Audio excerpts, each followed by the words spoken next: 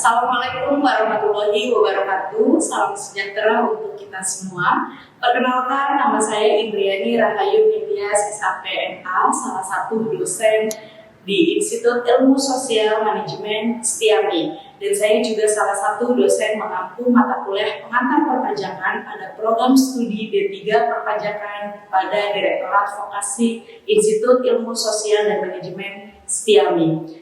Perkenalkan, pada kesempatan ini saya akan menjelaskan mengenai mata kuliah yang saya ampu, yaitu pengantar perpajakan dengan metode DAI atau Direct Delivery Interaction dan studi kasus. Dan asesmen video ini dibuat untuk memenuhi salah satu persyaratan sertifikasi dosen pada tahun 2025, yaitu pernyataan diri dosen dalam unjuk kerja Tridharma Perguruan Tinggi atau PPD UKT-PT, khususnya pada aspek pengajaran yang akan dimulai untuk menjelaskan beberapa deskripsi dan informasi umum pada mata kuliah pengantar perpajakan. Mata kuliah pengantar perpajakan merupakan mata kuliah wajib bagi mahasiswa semester 1 pada program studi D3 Perpajakan di lingkungan Direktorat Vokasi Institut Ilmu Sosial dan Manajemen Setiami. Mata kuliah ini membahas konsep umum tentang pengenalan pajak, konsep umum tentang sistem perpajakan di Indonesia, konsep umum tentang jenis-jenis pajak, konsep umum tentang subjek dan objek pajak, konsep umum tentang pajak penghasilan orang pribadi dan juga pajak penghasilan orang badan, konsep umum tentang pajak pertambahan nilai atau PPN, konsep umum tentang pajak bumi dan bangunan atau PPB, konsep umum tentang pajak daerah dan retribusi daerah, dan juga konsep umum tentang pemotongan dan pemungutan pajak, konsep umum tentang sanksi perpajakan dan juga tentang proses sengketa pajak, dan yang terakhir adalah mengenai reformasi pajak dan kepatuhan perpajakan. Pada mata kuliah ini ada pun capaian pembelajaran. Yang pertama, menguasai konsep umum tentang pendahuluan pajak. Yang kedua, memahami konsep umum tentang justifikasi pemungutan pajak. Yang ketiga, memahami konsep umum tentang fungsi-fungsi pajak. Dan yang keempat, konsep umum tentang asas pemungutan pajak. Yang kelima, memahami konsep umum tentang asas pengenaan pajak. Dan yang keenam, memahami konsep umum tentang hukum pajak. Yang ketujuh, memahami konsep umum tentang sistem pemungutan pajak. Yang kedelapan, memahami konsep umum tentang jenis dan penggolongan pajak. Yang kesembilan, memahami konsep umum tentang hak dan kewajiban pajak. Yang ke-11, memahami konsep umum tentang proses penetapan pajak. Yang ke-12, memahami konsep umum tentang proses sengketa pajak. Yang ke-14, memahami konsep umum tentang reformasi pajak dan juga kepatuhan perpajakan. Dalam satu semester, mahasiswa akan mempelajari topik-topik penting seperti yang pertama adalah pendahuluan pajak, meliputi pengertian pajak, fungsi pajak, dan asas perpajakan. Yang kedua, tentang sistem perpajakan di Indonesia yang meliputi sejarah perkembangan perpajakan di Indonesia, sumber hukum perpajakan di Indonesia. Yang ketiga, konsep umum tentang jenis-jenis pajak, yaitu mengenai pajak pusat dan pajak daerah dan juga jenis pajak langsung dan tidak langsung. Berikutnya mengenai konsep umum subjek dan objek pajak, yaitu meliputi pengertian subjek dan objek pajak serta klasifikasi wajib pajak. Yang kelima mengenai konsep umum tentang asas pemungutan pajak atau asas pengenaan pajak, yaitu meliputi asas domisili, asas kebangsaan, asas sumber, asas kepentingan. Yang keenam, konsep umum tentang hukum pajak meliputi hukum pajak formal seperti prosedur perpajakan, hukum dan juga pajak material, yaitu subjek pajak, objek pajak, dan juga tarif pajak. Yang ketujuh, mengenai konsep umum tentang sistem pemungutan pajak, salah satu contohnya adalah official assessment, self assessment, dan withholding tax. Yang kedelapan, konsep umum tentang jenis dan penggolongan pajak, yaitu meliputi membedakan bagaimana jenis dan penggolongan pajak khususnya di Indonesia. Dan yang kesembilan, menjelaskan kewajiban pajak, yaitu mendaftarkan diri sebagai wajib pajak sampai dengan juga pembukuan dan pencatatan sebagai wajib pajak. Yang kesepuluh, menjelaskan hak dan wajib pajak meliputi pembetulan, pengurangan, atau penghapusan sanksi administrasi yang memang diberikan kewenangan kepada wajib pajak maupun subjek pajak itu sendiri. Yang ke-11 mengenai konsep umum tentang proses penetapan pajak, yaitu meliputi dari pemeriksaan sampai dengan surat penetapan pajak itu terbit. Yang ke-12 mengenai konsep umum tentang proses penagihan pajak, yaitu dari proses surat teguran, surat paksa, dan juga penyitaan bahkan sampai dengan penyanderaan. Yang ke-13 mengenai konsep umum tentang proses sengketa pajak, yaitu mengenai konsep dan dasar hukum keberatan dan banding proses keberatan. Lalu yang terakhir yang ke-14 adalah reformasi pajak dan kepatuhan perpajakan, meliputi reformasi pajak dan juga kepatuhan pajak yang ada di Indonesia. Metode dan model pembelajaran pada mata kuliah pengantar perpajakan yang saya ampu yaitu menggunakan hybrid, yaitu luring dan daring, di mana luring dilakukan secara tatap muka di kelas dan daring menggunakan platform seperti Zoom maupun Google Meet. Sistem kehadiran dan pengumpulan tugas di Institut Ilmu Sosial dan Manajemen STIAMI menggunakan sistem Single Sign-On atau SSO STIAMI, di mana dosen wajib mengupload materi pada platform tersebut minimal H-1 sebelum perkuliahan dimulai, dan mahasiswa wajib mengakses materi tersebut sebagai bukti kehadiran perkuliahan. Metode pembelajaran ini dilakukan pada mata kuliah ini adalah ceramah dan penyampaian materi melalui slide maupun juga referensi buku. Lalu juga ada diskusi kelompok atau studi kasus tentang pengantar pajak di Indonesia. Yang terakhir adalah ada tugas kelompok, yaitu diskusi mengenai studi kasus atau fenomena yang terjadi di Indonesia khususnya mengenai perpajakan. Lalu juga studi konferensi antar negeri atau baik dalam negeri maupun luar negeri terkait dengan perpajakan Indonesia. Dan yang terakhir, mereka mahasiswa dapat melakukan pengabdian kepada masyarakat melalui kegiatan relawan pajak atau rinjani yang diberikan oleh atau diselenggarakan oleh Direktorat Jenderal Pajak di lingkungan KPP setempat atau khususnya di DKI Jakarta. Indikator pembelajaran pada mata kuliah pengantar perpajakan.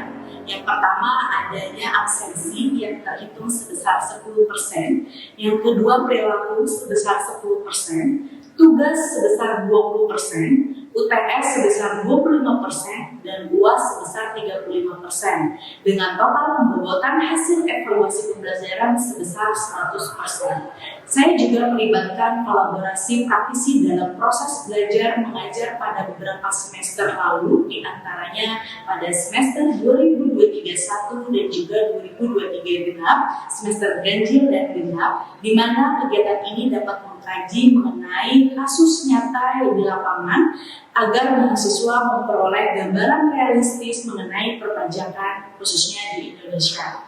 Strategi pengajaran saya juga dirancang untuk mendorong pencapaian CPR atau capaian pembelajaran kelulusan yang memiliki daya saing dan keunggulan profesional. Dan perkuliahan pada mata kuliah pengantar perpajakan sebanyak 16 kali pertemuan, di mana 14 pertemuannya adalah tatap muka di ruang kelas maupun juga di platform digital baik Zoom maupun Google Meet, dan 2 pertemuannya lagi adalah untuk ujian tengah semester dan juga ujian akhir semester. Demikian penjelasan mengenai mata kuliah pengantar perpajakan. Selanjutnya, mari kita saksikan cuplikan proses pembelajaran secara tatap muka, secara luring atau di luar kelas. Oke, baik teman-teman. Bismillahirrahmanirrahim. Assalamualaikum warahmatullahi wabarakatuh. Waalaikumsalam warahmatullahi wabarakatuh. Ketemu lagi ya dengan mata kuliah pengantar perpajakan. Hari ini kita masuk ke sesi 11 dan kita akan membahas materi terkait bentuk perolahan pajak dan juga sanksi pajak di Indonesia. Tapi sebelum kita mulai perkuliahan pada hari ini, marilah kita berdoa terlebih dahulu menurut kepercayaan masing-masing. Berdoa di kelas.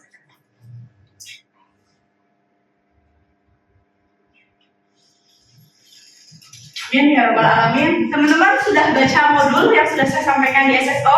Sudah. Ya, artinya sudah tahu ya atau memahami ya. Oke, hari ini kita akan membahas mengenai bentuk perlawanan pajak dan sanksi pajak di Indonesia. Yang pertama, definisi perlawanan pajak itu apa sih, teman-teman yang teman-teman tahu? Jadi memang definisi dari perlawanan pajak adalah upaya wajib pajak mengurangi atau menghindari kewajiban pajak. Ya, ada dua bentuk utama. Yang pertama adalah penghindaran pajak atau yang disebut dengan tax avoidance, dan yang kedua adalah penggelapan pajak atau yang disebut dengan tax evasion. Di mana fenomena ini berdampak signifikan pada penerimaan negara dan keadilan sosial. Dan perlawanan pajak adalah tindakan wajib pajak mengurangi beban pajak secara ilegal atau tidak etis. Jadi di dunia perpajakan tentunya ada bahasa yang namanya perlawanan pajak gitu ya. Dan ini ada dibagi menjadi dua, yaitu ada perlawanan pasif dan juga perlawanan aktif. Oke, teman-teman, yang pertama adalah perlawanan aktif, di mana perlawanan aktif ini adalah tindakan langsung yang disengaja yang menunjukkan penolakan atau penghindaran terhadap kewajiban pajak. Biasanya dilakukan dengan inisiatif sadar dan bisa berupa tindakan ilegal atau bentuk protes terbuka. Ciri-cirinya adalah dilakukan secara sadar dan sengaja, memang sengaja ingin melakukan adanya perlawanan pajak, dan ini dikategorikan menjadi perlawanan aktif.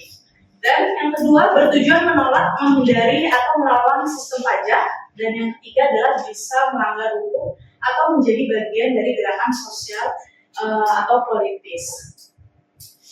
Nah, ini adalah salah satu contoh dari perlawanan aktif, di mana yang pertama adalah penggelapan pajak atau tax evasion, di mana ini menyembunyikan penghasilan atau membuat laporan palsu. Yang kedua, penggunaan faktur pajak yang fiktif. Yang ketiga, tidak melaporkan SPT dengan sengaja.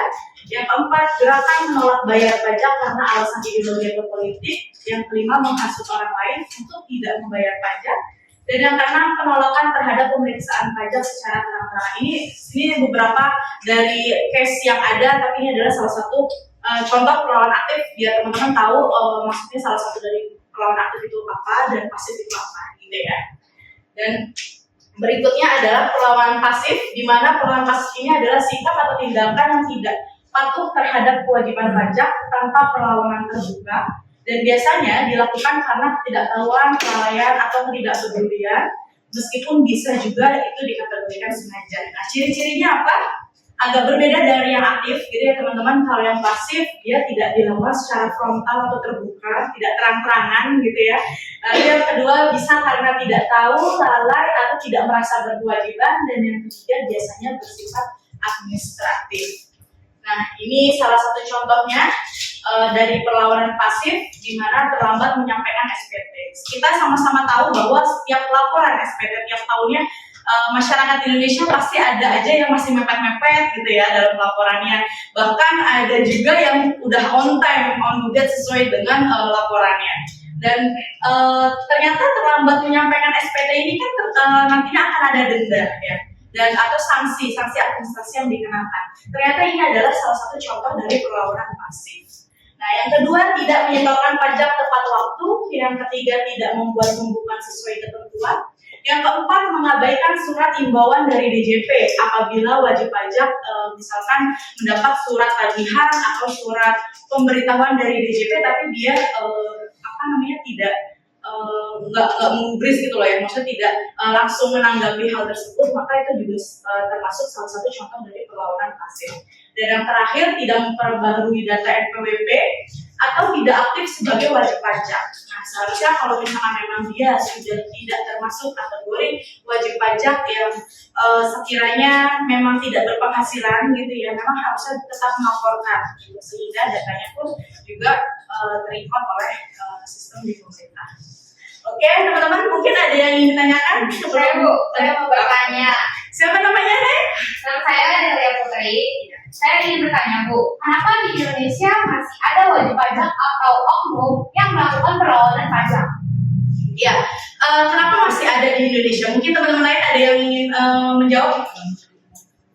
Oke, jadi kenapa masih ada di Indonesia? Satu, yang pertama, fenomena yang terjadi adalah pengetahuan mereka sebagai wajib pajak dalam melaporkan pajaknya. Terus yang kedua, mungkin juga karena sistem perpajakan kita yang adanya beberapa pergantian ya dari regulasinya, dasar hukumnya, sehingga tidak mungkin si wajib pajak tersebut atau seseorang tersebut tidak tahu gitu ya, sehingga dengan tidak sengaja ataupun memang sengaja melakukan adanya perlawanan pajak. Nah itulah kenapa setiap saat ini ya adanya perubahan ya dari DJP, ada yang namanya Cortex, ada perubahan sistem. Nah itu selalu diedukasi terus yang dilakukan oleh DJP maupun KPP setempat. Untuk apa? Untuk menghindari hal ini sebenarnya. Karena dengan adanya edukasi kepada masyarakat khususnya yang wajib pajak ya, yang memang dia mempunyai kewajiban untuk perpajakan ya, memang harus melakukan pemungutan, penyetoran dan juga pelaporan dengan syarat tepat waktu. Itu yang kenapa mungkin dari pertanyaan Mbak Delia, kenapa sampai saat ini mungkin masih ada yang namanya melakukan perlawanan pajak. Gitu. Sampai sini teman-teman paham? Oke, kita masuk ke slide berikutnya ya teman-teman. Oke, yang kedua adalah penggelapan pajak atau yang dikatakan tax evasion. Nah, ini adalah tindakan ilegal ya teman-teman ya. Dan penggelapan pajak adalah tindakan ilegal untuk menghindari pembayaran pajak. Jadi kalau misalkan seseorang atau sebuah organisasi yang memang merasa pajak itu sangat besar sekali gitu ya, sehingga dia tidak mampu melakukan pembayaran pajaknya, dan hal-hal ini sebenarnya sensitif ya, dan hal ini sebenarnya tidak boleh dilakukan, tapi masih ada aja sampai saat ini ternyata ada yang namanya penggelapan pajak atau yang dikatakan tax evasion. Nah, contoh pelanggarannya misalkan dia tidak melaporkan pendapatannya yang dimiliki setiap tahunnya atau setiap periode pelaporan pajaknya, atau membuat faktur palsu gitu, sehingga dia merasa tidak beli, harusnya kan dia beli tapi dia tidak mengeluarkan fakturnya, jadi dia tidak dikenakan pajaknya. Dan ini akan dikenakan sanksinya ya, sanksi pidananya yaitu apabila melanggar undang-undang perpajakan dapat dikenakan sanksi pidana. Teman-teman tahu ya, sanksi pidana ini adalah sanksi yang dikenakan di Indonesia adalah sanksi yang paling terberat gitu ya. Lalu penegakan hukumnya, memang upaya penegakan hukumnya harus ditingkatkan oleh otoritas pajak ya, jadi harus jelas gitu. Karena memang belum lama ini fenomena yang terjadi masih ada di Indonesia.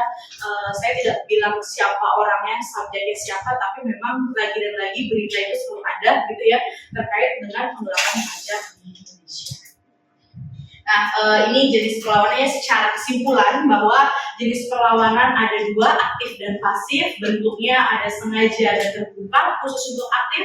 Tapi kalau pasif, dia lalai atau diam, sudah tahu belum melaporkan pajak tapi dia sengaja diam gitu. Jadi itu masih termasuk jenis perlawanan pasif. Teman berikutnya adalah sanksi pidana. Sanksi pidana ini dikenakan atas pelanggaran berat dan disengaja, seperti dia tidak menyampaikan SPT dan itu berulang kali gitu ya, setiap tahunnya berulang-ulang, lalu menyampaikan SPT yang tidak benar, artinya SPT yang dilaporkan misalkan tanda tangan pelaporannya tidak dengan orang yang berwenang. Jadi misalkan harusnya direktur utama yang melaporkan yang menandatangani SPT, tapi dia memasukkan tanda tangan itu tidak sah ya, dan itu disengaja. Nah itu salah satu menyampaikan kategori SPT yang tidak benar. Atau yang kedua, misalkan alamat dari perusahaan atau badannya tidak sesuai dengan yang didaftarkan, atau nomor NPWP-nya juga tidak sesuai yang tidak didaftarkan. Artinya SPT yang dilaporkannya adalah tidak benar.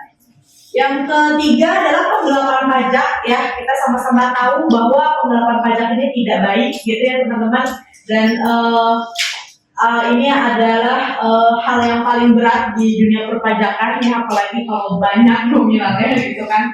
Lalu membantu pihak lain dalam tindak pidana pajak. Nah ini salah satu kategori dari sanksi pidana.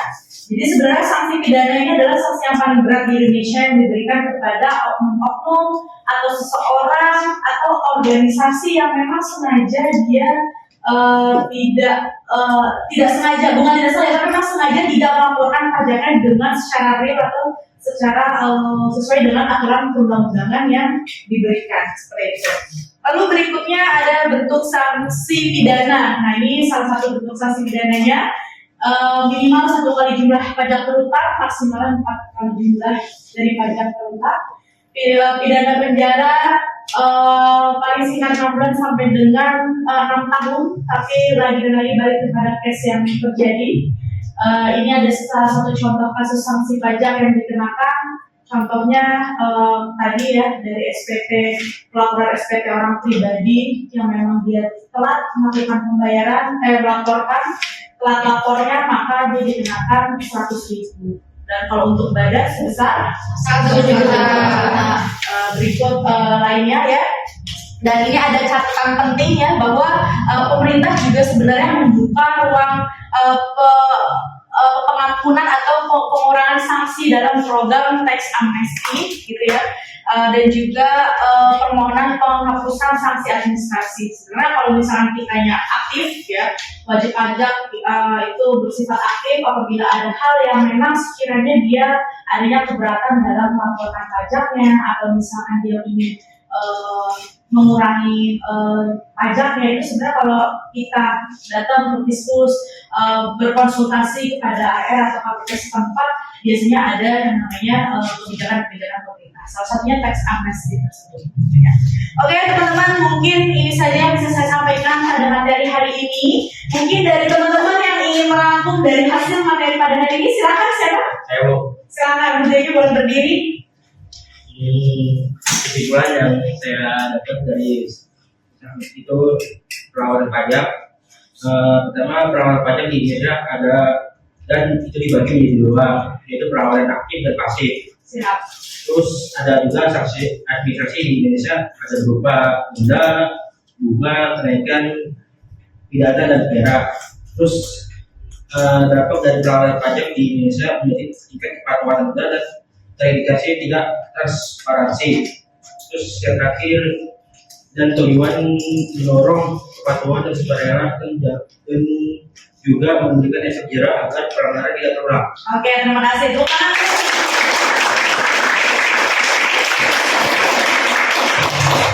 Oke, tadi kesimpulannya sudah disampaikan oleh Mas Deki ya, bahwa materi hari ini mengenai bentuk pelaporan pajak dan juga sanksi administrasi Indonesia, bahwa pelaporan pajak merupakan bentuk ketidakpatuhan wajib pajak ya, sehingga dampaknya tingkat patuh perpajakan desa akan lebih rendah, dan itu akan berdampak pada realisasi penerimaan pajaknya di Indonesia ya. Dan juga ini baik secara disengaja ya maupun tidak disengaja. Lalu juga sanksi administrasi di Indonesia tadi ada denda, lalu ada apa lagi? Bunga, lalu kenaikan, dan juga ada pidana. Lalu tujuan utamanya sanksi di Indonesia, administrasi di pajak di Indonesia itu tentunya untuk memberikan efek jerah kepada seseorang atau wajib pajak atau sebuah organisasi yang memang dia sengaja melakukan pengurangan pajaknya ataupun ketidakbenaran dalam laporan pengurangan pajaknya. Lalu lagi dan lagi tadi juga sudah disampaikan oleh Mas Deki dan teman-teman lainnya, memang di era saat ini banyak sekali tantangan yang harus dilakukan oleh DJP atau pemerintah ya dalam meningkatkan kepatuhan wajib pajak di Indonesia tentunya, dan juga sanksi administrasi yang ditekankan itu juga harus jelas gitu ya, karena memang sudah ada aturannya, tetapi memang tantangannya adalah kita perlu adanya edukasi lebih lanjut kepada masyarakat sekitar. Dan di dunia perpajakan saat ini sudah di bangku sekolahan ya, sekarang text to school gitu ya, terus text go to kampus itu tuh melakukan evaluasi dan juga edukasi kepada masyarakat Indonesia terkait perpajakannya. Oke teman-teman, untuk pertemuan hari ini saja yang bisa saya sampaikan. Semoga teman-teman hari ini banyak mendapatkan ilmu dan juga diberikan kesehatan selalu ya. Insya Allah kita next ketemu di minggu depan di pertemuan 12. Jadi jangan lupa untuk tetap hadir ya. Untuk absen juga. Itu saja yang mungkin saya sampaikan. Sekian dari Kak. Wassalamualaikum warahmatullahi wabarakatuh.